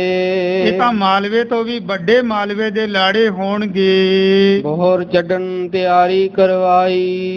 ਇਸੇ ਤਰ੍ਹਾਂ ਦੇ ਬਚਨ ਵਿਲਾਸ ਹੋਏ, ਪਰ ਸਤਿਗੁਰੂ ਮਹਾਰਾਜ ਜੀ ਆਪਣੇ ਆਸ਼ੇ ਤੇ ਜਿਸ ਕਾਰੀ ਦੇ ਲਈ ਸਤਿਗੁਰੂ ਚੱਲੇ ਹਨ ਨਾ ਸਾਬੋ ਕੀ ਤਲਵੰਡੀ ਤੋਂ, ਇੱਥੇ ਦੱਸ ਕੇ ਆਏ ਸਨ ਕਿ ਅੱਗੇ ਅਸੀਂ ਬਹੁਤ ਵੱਡੇ ਵੱਡੇ ਕਾਰਜ ਕਰਨੇ ਅਜੇ ਬਾਕੀ ਹਨ, ਉਹ ਅਸੀਂ ਦੱਖਣ ਦੇ ਇਲਾਕੇ ਦੇ ਵੱਲ ਜਾ ਕੇ ਕਰਾਂਗੇ। ਤਾਂ ਸਤਿਗੁਰੂ ਮਹਾਰਾਜ ਇਸ ਸਥਾਨ ਤੋਂ ਵੀ ਤਿਆਰੀ ਕਰਕੇ ਯੋਧੇ ਸੂਰਮਿਆਂ ਦੇ ਨਾਲ ਅੱਗੇ ਚੱਲ ਪੈਂਦੇ ਹਨ। ਜੀਨ ਪਾਏ ਹੈ ਨੀਲ ਅਨਾਈ। ਅਰ ਸਤਿਗੁਰਾਂ ਨੇ ਆਪਣਾ ਘੋੜਾ ਕਾਠੀ ਪਾ ਕੇ ਤਿਆਰ ਕਰਵਾ ਕੇ ਆਪਣੇ ਪਾਸ ਮੰਗਾ ਲਿਆ ਹੈ। ਗਏ ਕੋਸ ਦਵਾਦਸ ਕਿਆ ਡੇਰਾ। ਇਸ ਸਰਸੇ ਨਗਰ ਤੋਂ ਅੱਗੇ 12 ਕੋ ਜਾ ਕੇ ਸਤਿਗੁਰਾਂ ਹੋਰ ਆਪਣਾ ਡੇਰਾ ਲਗਾਇਆ। ਨੋਹਰ ਨਗਰ ਬਸੈ ਬੋ ਤੇਰਾ। ਔਰ ਜਿੱਥੇ ਸਤਿਗੁਰਾਂ ਹੁਣ ਡੇਰਾ ਲਾਇਆ ਹੈ ਇਹ ਨੌਹਰ ਨਾਮ ਦਾ ਪਿੰਡ ਹੈ। ਨੌਹਰ ਨਾਮ ਦਾ ਪਿੰਡ ਹੈ। ਇਸ ਨੌਹਰ ਪਿੰਡ ਤੋਂ ਬਾਰ-ਬਾਰ ਸਤਿਗੁਰਾਂ ਆਪਣਾ ਡੇਰਾ ਲਗਾ ਦਿੱਤਾ ਹੈ। ਸੈਨਾ ਸਹਿਤ ਵਹੀਰ ਵਿਸਾਲਾ। ਤੇ ਸਤਿਗੁਰੂ ਮਹਾਰਾਜ ਜੀਆਂ ਦਾ ਜਿੰਨਾ ਵੀ ਵਹੀਰ ਸੀ, ਜਿੰਨੇ ਵੀ ਯੋਧੇ ਸੂਰਮੇ ਸੀ, ਸਾਰੇ ਦੇ ਸਾਰੇ ਪਿੱਛੇ ਦੀ ਪਿੱਛੇ ਨਾਲ ਹੀ ਪਹੁੰਚ ਜਾਂਦੇ ਹਨ। ਆਨ ਸਿਵਰ ਸਭ ਹੂੰ ਤਹਿ ਘਾਲਾ। ਸਾਰੇ ਯੋਧੇ ਸੂਰਮੇ ਸਿੱਖ ਸੰਗਤਾਂ ਇਸ ਸਥਾਨ ਤੇ ਡੇਰਾ ਕਰਦੇ ਹਨ। ਸਤਿਗੁਰ ਬੈਠੇ ਸਹਿਜ ਸੁਭਾਏ। ਸਤਿਗੁਰੂ ਮਹਾਰਾਜ ਸਹਿਜ ਸੁਭਾਏ ਹੀ ਆਪਣੇ ਪਲੰਗੇ ਦੇ ਉੱਪਰ ਵਿਰਾਜਮਾਨ ਹਨ। ਏਕ ਸਿੰਘ ਪੁਰ ਬੀਜ ਬਿਠਾਏ। ਤਾਂ ਸਤਿਗੁਰੂ ਮਹਾਰਾਜ ਜੀਆਂ ਨੇ ਇੱਕ ਸਿੱਖ ਨੂੰ ਇੱਕ ਸਿੰਘ ਨੂੰ ਹੁਕਮ ਕਰਕੇ ਇਸ ਨਗਰ ਦੇ ਵਿੱਚ ਇਸ ਪਿੰਡ ਦੇ ਵਿੱਚ ਭੇਜ ਦਿੱਤਾ। ਕ੍ਰਿਸ਼ਨ ਲਾਲ ਦਿਜ ਇਹ ਥਲ ਧਾਮੂ ਲਿਆਓ। ਸਤਿਗੁਰੂ ਕਹਿਣ ਲੱਗੇ ਵੀ ਇਹ ਨੌਹਰ ਪਿੰਡ ਦੇ ਵਿੱਚ ਇੱਕ ਕ੍ਰਿਸ਼ਨ ਲਾਲ ਨਾਮ ਦਾ ਜੋਤਸ਼ੀ ਰਹਿੰਦਾ ਹੈ। ਇੱਕ ਜੋਤਸ਼ੀ ਹੈ ਜਿਸ ਦਾ ਨਾਮ ਹੈ ਕ੍ਰਿਸ਼ਨ ਲਾਲ। ਉਸ ਨੂੰ ਸਾਡੇ ਪਾਸ ਬੁਲਾ ਕੇ ਲੈ ਕੇ ਆਵੋ। ਜੋਤਿਸ਼ ਵਿਦਿਆ ਵਿਖੇ ਪ੍ਰਬੀਨ।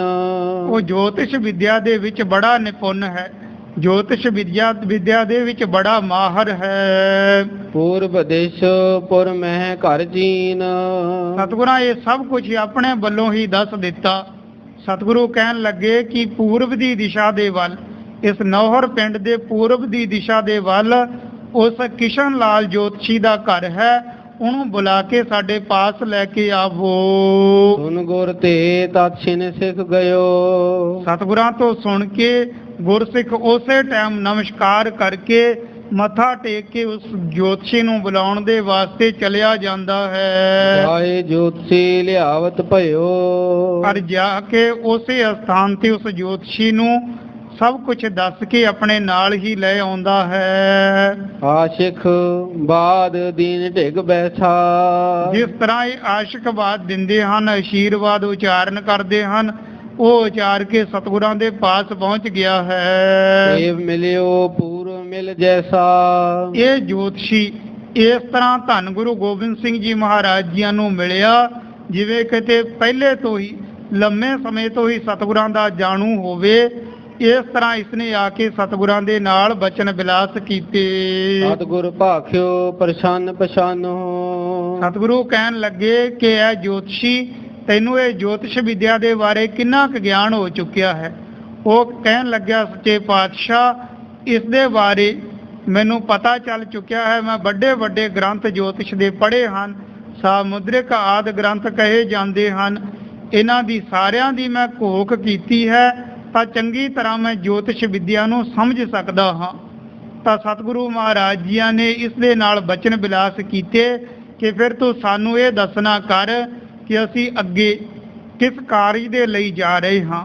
ਹੁਣ ਇਸ ਸਥਾਨ ਤੇ ਵਿਚਾਰ ਕਰੀਏ ਤਾਂ ਗੁਰਮਤ ਦੇ ਵਿੱਚ ਇਹ ਜੋਤਿਸ਼ ਵਿਦਿਆ, ਜੋਤਸ਼ੀਆਂ ਆਦਿ ਨੂੰ ਪੁੱਛਣਾ ਮਨਮਤ ਹੈ, ਮਨਾ ਹੈ ਕਿ ਜੋਤਸ਼ੀਆਂ ਦੇ ਪਾਸੋਂ ਪੁੱਛਦੇ ਫਿਰਨਾ ਆਪਣੇ ਜੀਵਨ ਦੇ ਬਾਰੇ ਇਹ ਗੁਰਮਤ ਦੇ ਵਿੱਚ ਨਹੀਂ ਹੈ। ਗੁਰਮਤ ਦੇ ਵਿੱਚ ਇਹ ਮਨਾ ਹੈ, ਕਿਉਂਕਿ ਜੋਤਿਸ਼ ਆਪਣੇ ਅਨੁਮਾਨ ਦੇ ਨਾਲ ਦੱਸ ਤੇ ਸਕਦਾ ਹੈ। ਇਸ ਵਿਦਿਆ ਨੂੰ ਜਾਣਨ ਵਾਲਾ ਇਹ ਦੱਸ ਤੇ ਸਕਦਾ ਹੈ ਕਿ ਅੱਗੇ ਕੀ ਭਾਣਾ ਵਾਪਰਨਾ ਹੈ, ਕੀ ਕੁਝ ਹੋਣਾ ਹੈ, ਪਰ ਉਸ ਭਾਣੇ ਨੂੰ ਬਦਲਣ ਦੀ ਇਹਨਾਂ ਦੇ ਵਿੱਚ ਤਾਕਤ ਨਹੀਂ ਹੈ। ਕਰਮਾਂ ਨੂੰ ਦੱਸ ਸਕਦਾ ਹੈ, ਕਰਮਾਂ ਨੂੰ ਬਦਲਣ ਦੀ ਤਾਕਤ ਨਹੀਂ ਹੈ। ਔਰ ਗੁਰ ਕਾ ਸਿੱਖ ਗੁਰੂ ਤੇ ਵਿਸ਼ਵਾਸ ਰੱਖਦਾ ਹੈ ਤੇ ਗੁਰਬਾਣੀ ਦਾ ਜਾਪ ਕਰਕੇ, ਗੁਰਬਾਣੀ ਪੜ੍ਹ ਕੇ ਉਹ ਆਪਣੇ ਲੇਖਾਂ ਨੂੰ ਵੀ ਬਦਲ ਸਕਦਾ ਹੈ। ਗੁਰੂ ਘਰ ਦੀ, ਗੁਰੂ ਦੀ ਸੇਵਾ ਕਰਕੇ ਇਹ ਲੇਖਾਂ ਨੂੰ ਬਦਲਿਆ ਜਾ ਸਕਦਾ ਹੈ। ਸਤਿਗੁਰਾਂ ਦੇ ਚਰਨਾਂ ਦੇ ਵਿੱਚ ਨਮਸਕਾਰ ਕਰਨ ਤੇ ਹੀ ਲੇਖ ਪੁੱਠੇ ਲੇਖ ਸਿੱਧੇ ਹੋ ਜਾਂਦੇ ਹਨ। ਤਾਂ ਜੋ ਜੀਵਨ ਦੇ ਵਿੱਚ ਦੁੱਖ ਤਕਲੀਫਾਂ ਆਉਣੀਆਂ ਹਨ, ਉਹ ਗੁਰੂ ਦਾ ਸਿੱਖ ਕੇਵਲ ਤੇ ਕੇਵਲ ਗੁਰੂ ਦੇ ਚਰਨਾਂ ਦੇ ਵਿੱਚ ਬੇਨਤੀ ਕਰੇ, ਔਰ ਗੁਰੂ ਦੇ ਚਰਨਾਂ ਦੇ ਵਿੱਚੋਂ ਸਭ ਕੁਝ ਇਸ ਨੂੰ ਪ੍ਰਾਪਤ ਹੋ ਜਾਂਦਾ ਹੈ। ਵੱਡੇ ਵੱਡੇ ਆਉਣ ਵਾਲੇ ਦੁੱਖ ਵਿਘਨ ਉਹ ਵੀ ਦੂਰ ਹੋ ਜਾਂਦੇ ਹਨ। ਪਰ ਇਸ ਜੋਤਸ਼ੀ ਨੂੰ ਆਪਣੇ ਪਾਸ ਬੁਲਾਉਣ ਦੇ ਵਾਸਤੇ ਸਤਿਗੁਰਾਂ ਦਾ ਮਤਲਬ ਇਹ ਨਹੀਂ ਸੀ ਕਿ ਇਸ ਨੂੰ ਪੁੱਛਣਾ ਚਾਹੁੰਦੇ ਹੈ ਕਿ ਸਾਡੇ ਨਾਲ ਅੱਗੇ ਕੀ ਵਾਪਰੇਗਾ। ਸਤਿਗੁਰੂ ਤੇ ਸਰਵੱਗ ਹਨ, ਸਭ ਕੁਝ ਜਾਣੀ ਜਾਣ ਹਨ, ਪਰ ਕਿਸੇ ਤਰ੍ਹਾਂ ਇਸ ਜੋਤਸ਼ੀ ਦੇ ਕੋਈ ਵੱਡੇ ਭਾਗ ਜਾਗੇ ਸਨ। ਪੂਰਬਲੇ ਜਨਮ ਦੀ ਕੋਈ ਇਸ ਦੀ ਸੇਵਾ ਸਿਮਰਨ ਐਸਾ ਹੋਵੇਗਾ, ਕੋਈ ਐਸੀ ਘਾਲਣਾ ਹੋਵੇਗੀ ਕਿ ਇਸ ਦੇ ਵੱਡੇ ਭਾਗ ਜਾਗੇ ਤੇ ਸਤਿਗੁਰੂ ਮਹਾਰਾਜ ਇਸ ਤੇ ਕਿਰਪਾ ਕਰਨ ਲੱਗੇ ਹਨ। ਇਸ ਦਾ ਭਲਾ ਕਰਨ ਦੇ ਵਾਸਤੇ, ਇਸ ਤੇ ਕਿਰਪਾ ਕਰਨ ਦੇ ਵਾਸਤੇ ਸਤਿਗੁਰਾਂ ਆਪਣੇ ਪਾਸ ਬੁਲਾਇਆ ਹੈ। ਜਿਨ੍ਹਾਂ ਮਸਤਕ ਧੁਰ ਹਰ ਲਿਖਿਆ, ਤਿਨਾਂ ਸਤਿਗੁਰ ਮਿਲਿਆ ਰਾਮ ਰਾਜੇ। ਜਿਨ੍ਹਾਂ ਦੇ ਮਸਤਕ ਦੇ ਚੰਗੇ ਭਾਗ ਹੁੰਦੇ ਹਨ ਨਾ, ਤੇ ਸਤਿਗੁਰੂ ਉਹਨਾਂ ਨੂੰ ਆਪਣੇ ਆਪ ਆਣ ਮਿਲਦੇ ਹਨ। ਜਿਨ ਮਸਤਕ ਧੁਰ ਹਰ ਲਿਖਿਆ, ਤਿਨਾਂ ਸਤਿਗੁਰ ਮਿਲਿਆ ਰਾਮ ਰਾਜੇ। ਉਹਨਾਂ ਨੂੰ ਸਤਿਗੁਰੂ ਆਪਣੇ ਆਪ ਮਿਲ ਪੈਂਦੇ ਹਨ। ਤਾਂ ਇਸ ਜੀਵਨ ਦੇ ਵਿੱਚ ਰਹਿੰਦੇ ਹੋਏ ਜੋ ਇੰਨਾ ਗਿਆਨ ਹੋਣ ਦੇ ਬਾਵਜੂਦ ਵੀ ਕਿ ਗੁਰੂ ਤੋਂ ਬਿਨਾਂ ਕਦੇ ਗਤੀ ਨਹੀਂ ਹੁੰਦੀ ਹੈ, ਫਿਰ ਵੀ ਗੁਰੂ ਵਾਲੇ ਨਹੀਂ ਬਣਦੇ ਹਨ, ਖੰਡੇ ਵਾਟੇ ਦਾ ਅੰਮ੍ਰਿਤ ਨਹੀਂ ਛਕਦੇ ਹਨ। ਉਹਨਾਂ ਦੇ ਤੇ ਆਪਾਂ ਚੰਗੇ ਭਾਗ ਨਹੀਂ ਨਾ ਕਹਿ ਸਕਦੇ, ਕਿਉਂਕਿ ਉਹਨਾਂ ਨੂੰ ਪਤਾ ਹੈ ਕਿ ਗੁਰੂ ਤੋਂ ਬਿਨਾਂ ਗਤੀ ਨਹੀਂ ਹੋਣੀ, ਮੁਕਤੀ ਨਹੀਂ ਹੋਣੀ, ਫਿਰ ਵੀ ਗੁਰੂ ਵਾਲੇ ਨਹੀਂ ਬਣਦੇ ਹਨ। ਪਰ ਜਿਨ੍ਹਾਂ ਦੇ ਚੰਗੇ ਭਾਗ ਹੁੰਦੇ ਹਨ, ਉਹ ਆ ਕੇ ਗੁਰੂ ਦੇ ਚਰਨਾਂ 'ਚ ਬੇਨਤੀ ਕਰਕੇ ਗੁਰੂ ਦੀ ਆਗਿਆ ਮੰਨਦੇ ਹੈ। ਤਾਂ ਗੁਰੂ ਦੀ ਆਗਿਆ ਮੰਨ ਕੇ, ਗੁਰੂ ਵਾਲੇ ਬਣ ਕੇ ਉਹ ਆਪਣਾ ਜੀਵਨ ਬਤੀਤ ਕਰਦੇ ਹਨ। ਇਸ ਦਾ ਭਲਾ ਕਰਨ ਦੇ ਵਾਸਤੇ ਇਸ ਜੋਤਸ਼ੀ ਨੂੰ ਆਪਣੇ ਪਾਸ ਬੁਲਾਇਆ ਤਾਂ ਸਤਿਗੁਰੂ ਆਪਣੇ ਹੀ ਮੌਜ ਦੇ ਵਿੱਚ ਬਚਨ ਕਰਦੇ ਹਨ। ਹੈ ਜੋਤਸ਼ੀ ਜੀ, ਤੁਸੀਂ ਇਹ ਪਛਾਣ ਕੇ ਦੱਸੋ ਕਿ ਅਸੀਂ ਅੱਗੇ ਕਿਸ ਕਾਰਜ ਦੇ ਲਈ ਜਾ ਰਹੇ ਹਾਂ। ਇਮਹੋਂ ਬੁਲਾਇਓ ਜਾਨ ਪਖਾਨੋ। ਤਾਂ ਸਤਿਗੁਰੂ ਮਹਾਰਾਜ ਜੀਆਂ ਨੇ ਇਹ ਬਚਨ ਕੀਤੇ ਤੇ ਉਹ ਜੋਤਸ਼ੀ ਕਹਿਣ ਲੱਗਿਆ, ਹਾਂ ਸੱਚੇ ਪਾਤਸ਼ਾਹ, ਮੈਂ ਹੁਣੇ ਹੀ ਤੁਹਾਨੂੰ ਦੱਸ ਦਿੰਦਾ ਹਾਂ। ਸੁਨ ਪ੍ਰਭ ਤੇ ਦਿਜ ਲਗਨ ਵਿਚਾਰਾ। ਤਾਂ ਸਤਿਗੁਰਾਂ ਦੇ ਪਾਸੋਂ ਸੁਣ ਕੇ ਇਸ ਪੰਡਤ ਨੇ ਬਲੀ ਤੇ ਨਿਰਬਲ ਗ੍ਰਹਿਆਂ ਦੀ ਵਿਚਾਰ ਕੀਤੀ। ਗ੍ਰਹਿ ਨਿਭ ਲਾਬਲ ਕੋ ਨਿਰਧਾਰਾ। ਜੋ ਗ੍ਰਹਿਆਂ ਆਦਿ ਇਹ ਵਿਚਾਰ ਕਰਦੇ ਹਨ, ਇਹਨਾਂ ਦੇ ਜੋ ਇਸ ਤਰ੍ਹਾਂ ਦੇ ਨਛੱਤਰ ਆਦਿ ਦੇਖਣੇ, ਇਸਨੇ ਸਭ ਕੁਝ ਦੇਖਣਾ ਕੀਤਾ। ਮੂਕ ਪ੍ਰਸ਼ਨ ਕੋ ਭਲੇ ਪਛਾਨਾ, ਤਾਂ ਗੁਪਤ ਪਰਸ਼ਨ ਨੂੰ ਇਸਨੇ ਆਪਣੇ ਹਿਰਦੇ ਦੇ ਵਿੱਚ ਜਾਣ ਲਿਆ ਹੈ। ਉਨ ਸਤਿਗੁਰ ਕੇ ਸੰਗ ਬਖਾਨਾ, ਫਿਰ ਸਤਿਗੁਰਾਂ ਦੇ ਪਾਸ ਬੇਨਤੀ ਕਰ ਦਿੱਤੀ। ਰਾਵਰ ਕੇਰ ਮਨੋਰਥ ਜੋ, ਇਸਨੇ ਬੇਨਤੀ ਕੀਤੀ ਕਿ ਸੱਚੇ ਪਾਤਸ਼ਾਹ ਆਪ ਜੀਆਂ ਦਾ ਜੋ ਮਨੋਰਥ ਹੈ, ਮਿਲਬੇ ਹਿਤ ਤੁਰਕੇਸ਼ਨ ਸੋ, ਇਸਨੇ ਬੇਨਤੀ ਕੀਤੀ ਸੱਚੇ ਪਾਤਸ਼ਾਹ ਆਪ ਜੀ ਤਾਂ ਉਸ ਤੁਰਕ ਨੂੰ ਮਿਲਣ ਦੇ ਵਾਸਤੇ, ਬਾਦਸ਼ਾਹ ਔਰੰਗਜ਼ੇਬ ਨੂੰ ਮਿਲਣ ਦੇ ਵਾਸਤੇ ਜਾ ਰਹੇ ਹੋ। ਉਨ ਗੁਰ ਕਹਿਓ ਤਾਹੇ ਸਨ ਮੇਲਾ, ਤਾਂ ਸਤਿਗੁਰੂ ਮਹਾਰਾਜ ਕਹਿਣ ਲੱਗੇ, ਹਾਂ ਤੇਰੀ ਇਹ ਜੋਤਿਸ਼ ਵਿਦਿਆ ਦੀ ਕਮਾਈ ਠੀਕ ਹੈ, ਤੂੰ ਸੱਚੀ ਗੱਲ ਦੱਸ ਦਿੱਤੀ ਹੈ। ਤਾਂ ਸਤਿਗੁਰੂ ਕਹਿਣ ਲੱਗੇ, ਫਿਰ ਇਹ ਵੀ ਦੱਸ ਅੱਗੇ ਕਿ ਅਸੀਂ ਉਸ ਬਾਦਸ਼ਾਹ ਨੂੰ ਮਿਲ ਪਵਾਂਗੇ ਜਾਂ ਨਾ ਮਿਲਾਂਗੇ। ਹੋਏ ਕਿ ਨਹੀਂ ਬਤਾਓ ਸੁਹੇਲਾ, ਤਾਂ ਸਤਿਗੁਰੂ ਕਹਿਣ ਲੱਗੇ ਕਿ ਸਾਡਾ ਮੇਲ ਮਿਲਾਪ ਉਸ ਔਰੰਗੇ ਦੇ ਨਾਲ ਹੋਵੇਗਾ ਜਾਂ ਨਹੀਂ ਹੋਵੇਗਾ। ਸੁਣ ਦਿਜ ਕੇ ਕਰ ਗਣਤ ਵਿਚਾਰਾ, ਤਾਂ ਫਿਰ ਉਸੇ ਤਰ੍ਹਾਂ ਇਸਨੇ ਆਪਣੇ ਗਣਤਾਂ ਦੀ ਵਿਚਾਰ ਕੀਤੀ, ਗ੍ਰਹਾਂ ਦੀ ਵਿਚਾਰ ਕੀਤੀ। ਗ੍ਰਹਿ ਅਰ ਲਗਨ ਸਕਲ ਨਿਰਧਾਰਾ, ਇਸਨੇ ਲਗਨ ਅਤੇ ਗ੍ਰਹਿ ਆਦਿ ਸਭ ਕੁਝ ਦੇਖਣਾ ਕੀਤੇ। ਸ੍ਰੀ ਗੁਰ ਤੁਮਰੋ ਮੇਲ ਨਾ ਬਨੇ, ਤਾਂ ਇਸਨੇ ਸਾਰੀ ਜੋਤਿਸ਼ ਵਿਦਿਆ ਦੀ ਵਿਚਾਰ ਕਰਕੇ ਦੱਸ ਦਿੱਤਾ। ਕਹਿਣ ਲੱਗਿਆ, ਸੱਚੇ ਪਾਤਸ਼ਾਹ ਤੁਸੀਂ ਚੱਲੇ ਤੇ ਦੱਖਣ ਦੇ ਇਲਾਕੇ ਦੇ ਵੱਲ ਔਰੰਗਜ਼ੇਬ ਬਾਦਸ਼ਾਹ ਨੂੰ ਮਿਲਣ ਦੇ ਵਾਸਤੇ ਹੋ, ਪਰ ਤੁਹਾਡਾ ਕਿਸੇ ਵੀ ਤਰ੍ਹਾਂ ਉਸ ਔਰੰਗੇ ਦੇ ਨਾਲ ਮੇਲ ਮਿਲਾਪ ਨਹੀਂ ਹੋਵੇਗਾ। ਨਾ ਪਹੁੰਚੋ ਤੇ ਮ੍ਰਿਤ ਹਨੇ, ਤੁਸੀਂ ਉਸ ਬਾਦਸ਼ਾਹ ਦੇ ਪਾਸ ਨਹੀਂ ਪਹੁੰਚ ਸਕੋਗੇ।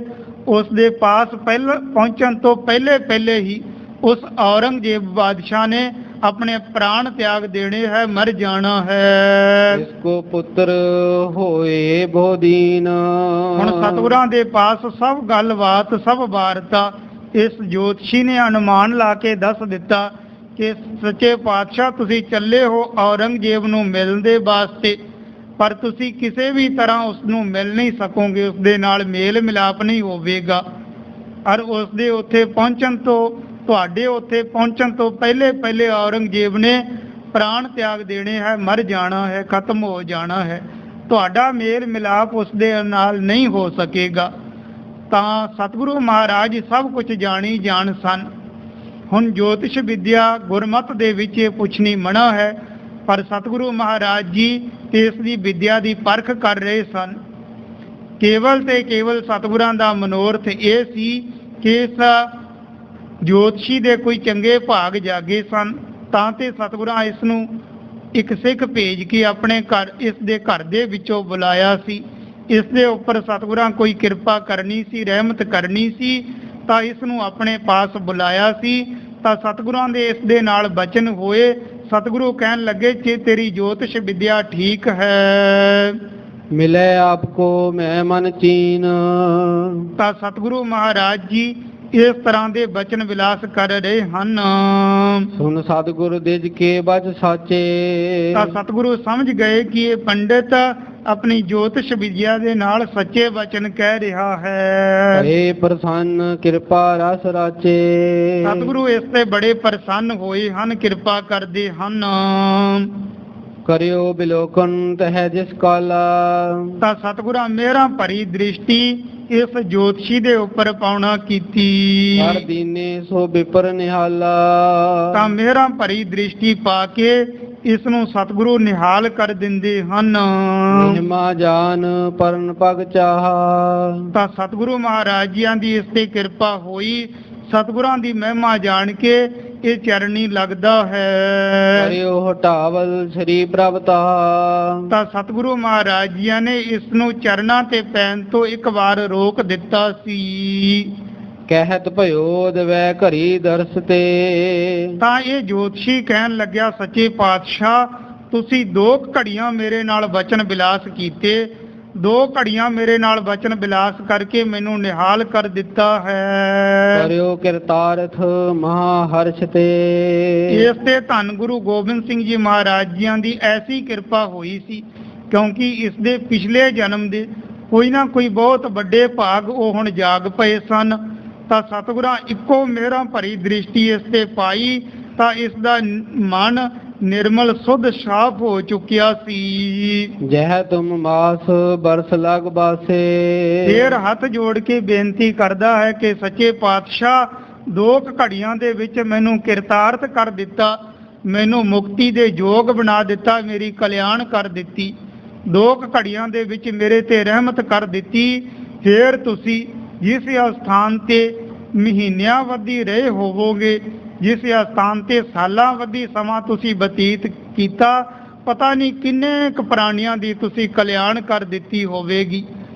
ਤਾਂ ਇਸ ਤਰ੍ਹਾਂ ਦੇ ਨਿਮਰਤਾ ਭਰੇ ਬਚਨ ਇਸ ਜੋਤਸ਼ੀ ਨੇ ਬਾਰ-ਬਾਰ ਸਤਿਗੁਰਾਂ ਦੇ ਚਰਨਾਂ ਵਿੱਚ ਕੀਤੇ ਔਰ ਸਤਿਗੁਰਾਂ ਦਾ ਕੋਟਾਨ ਕੋਟ ਧੰਨਵਾਦ ਕੀਤਾ, ਸਤਿਗੁਰਾਂ ਦੇ ਚਰਨਾਂ ਤੇ ਨਮਸਕਾਰਾਂ ਕੀਤੀਆਂ। ਤਾਂ ਸਤਿਗੁਰੂ ਮਹਾਰਾਜ ਜੀਆਂ ਦੀ ਮਹਿਮਾ ਬੜੀ ਇਸ ਜੋਤਸ਼ੀ ਨੇ ਪਹਿਲੇ ਸਤਿਗੁਰੂ ਮਹਾਰਾਜ ਜੀਆਂ ਦੇ ਸਾਹਮਣੇ ਹੀ ਸਨਮੁਖ ਹੀ ਉਚਾਰਨ ਕੀਤੀ, ਬਾਅਦ ਦੇ ਵਿੱਚ ਬੜੀ ਮਹਿਮਾ ਕੀਤੀ, ਕਿਉਂਕਿ 2 ਘੜੀਆਂ ਦੇ ਸਮੇਂ ਦੇ ਵਿੱਚ ਹੀ ਸਤਿਗੁਰਾਂ ਨੇ ਇਸ ਨੂੰ ਕਲਿਆਣ ਦੇ ਯੋਗ ਬਣਾ ਦਿੱਤਾ ਸੀ। ਤਾਂ ਅੱਗੇ ਜਿਸ ਪ੍ਰਕਾਰ ਹੁਣ ਸਤਿਗੁਰੂ ਮਹਾਰਾਜ ਜੀਆਂ ਨੇ ਇਸ ਜੋਤਸ਼ੀ ਦੇ ਨਾਲ ਇਹ ਬਚਨ ਵਿਲਾਸ ਕਰਨੇ ਹਨ ਕਿ ਸਾਰੇ ਪਾਸ ਰਹਿਣ ਵਾਲੇ ਜਾਂ ਦਰਸ਼ਨ ਕਰਨ ਵਾਲੇ ਨਿਹਾਲ ਨਹੀਂ ਹੁੰਦੇ, ਕੇਵਲ ਤੇ ਕੇਵਲ ਜਿਨ੍ਹਾਂ ਦੇ ਹਿਰਦੇ ਦੇ ਵਿੱਚ ਅਥਾਹ ਸ਼ਰਧਾ ਹੈ, ਪ੍ਰੇਮ ਹੈ, ਉਹ ਸ਼ਰਧਾ ਵਾਲਿਆਂ ਦੇ ਹੀ ਬੇੜੇ ਪਾਰ ਹੋਣੇ ਹਨ। ਉਸ ਪ੍ਰਸੰਗ ਦੀ ਵਿਚਾਰ ਅੱਗੇ ਕੀਤੀ ਜਾਵੇਗੀ। ਇਉਂ ਧੰਨ ਧੰਨ ਸਾਹਿਬ ਸ੍ਰੀ ਗੁਰੂ ਗੋਬਿੰਦ ਸਿੰਘ ਜੀ ਮਹਾਰਾਜ ਗੁਰਤਾ ਗੱਦੀ ਤੇ ਬਿਰਾਜਮਾਨ ਹੋ ਕੇ ਸਿੱਖ ਸੰਗਤਾਂ ਨੂੰ ਨਿਹਾਲ ਕਰ ਰਹੇ ਹਨ। ਜਹ ਤੁਮ ਮਾਸ ਬਰਸ ਲਗ ਬਾਸੇ। ਤਹਾਂ ਹਜ਼ਾਰੋ ਸਮਤ ਪ੍ਰਕਾਸੇ। ਜਹ ਤੁਮ ਮਾਸ ਬਰਸ ਲਗ ਬਾਸੇ। ਤਹਾਂ ਹਜ਼ਾਰੋ ਸਮਤ ਪ੍ਰਕਾਸੇ। हे अच्युत ही पार ब्रह्म अविनाशी अगनास। हे